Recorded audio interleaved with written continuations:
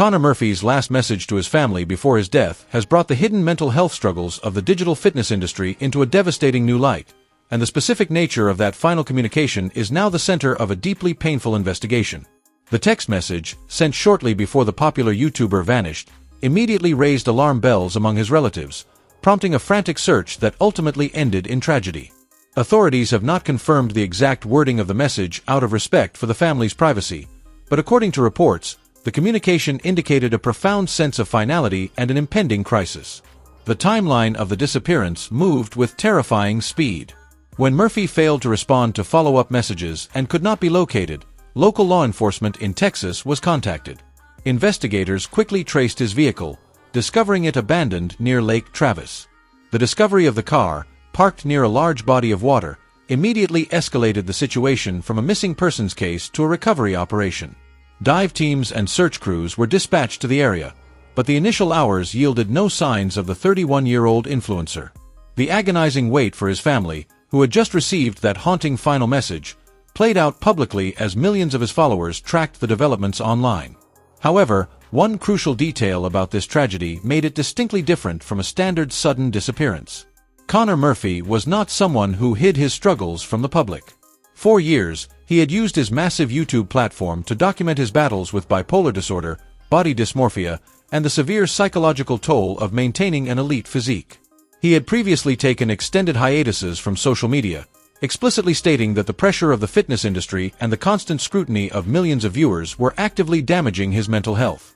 This history of radical transparency is what made his final, silent exit so shocking to those who believed he was finally on a path to stability. That is where the story becomes even more complex. Murphy had recently returned to content creation, seemingly energized and committed to a healthier approach to fitness and life.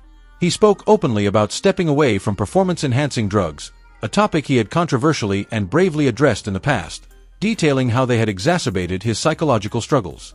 His fans believed his narrative of recovery. They saw a man who had conquered his demons and was using his painful history to warn others about the dark underbelly of the fitness YouTube ecosystem. The stark contrast between his recent optimistic broadcasts and the despairing final message to his family highlights the terrifying, deceptive nature of mental illness. The search at Lake Travis eventually reached a devastating conclusion. The Travis County Sheriff's Office confirmed that a body was recovered from the water, and shortly after, it was officially identified as Connor Murphy. Officials stated that foul play was not suspected, effectively confirming the grim suspicions that had hung over the investigation since the moment his car was found. The news rippled through the YouTube community with a heavy, suffocating weight, triggering an outpouring of grief from fellow creators, fans, and mental health advocates who had followed his deeply personal journey for years. Then another layer of the tragedy surfaced as experts began weighing in on the unique pressures faced by creators in the fitness niche. The digital fitness industry is uniquely toxic because it literally commodifies the human body. Creators are incentivized to present an ever-evolving, increasingly lean, and muscular physique to maintain algorithmic relevance and sponsorship deals. This constant physical optimization requires extreme diets, grueling training regimens, and often, the use of illicit substances that radically alter brain chemistry.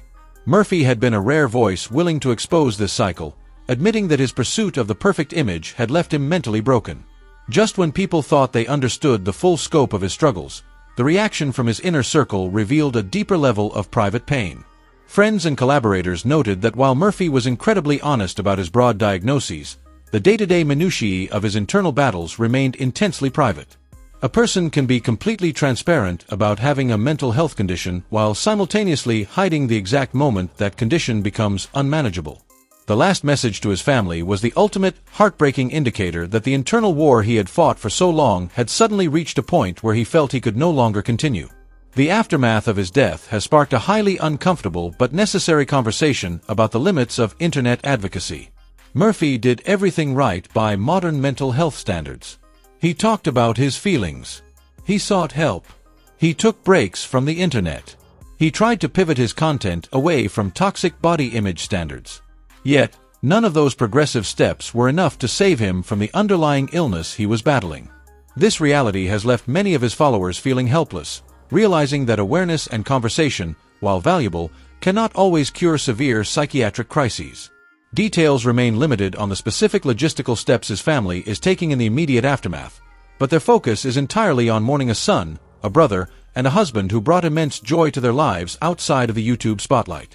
The public only knew the version of Connor Murphy that was broadcast through a camera lens, a version that was carefully edited, even in its rawest, most vulnerable moments. The private Connor, the one who sat down to type that final message, carried a weight that no amount of public support or algorithmic success could lift. The viral spread of the news regarding his final message serves as a grim reminder of the fragility hidden behind the curated perfection of social media. When a creator who built an empire on showing the ugly truth behind physical perfection ultimately succumbs to the invisible demons in his mind, it forces a harsh reevaluation of how society consumes digital content. Connor Murphy's last message to his family was not a cry for public attention, but a private farewell that accidentally exposed the devastating limits of internet fame as a cure for internal suffering. The question that lingers in the wake of this tragedy is whether the digital fitness community will actually change its toxic standards, or if Connor Murphy will simply become another tragic footnote in an industry that continues to demand the impossible.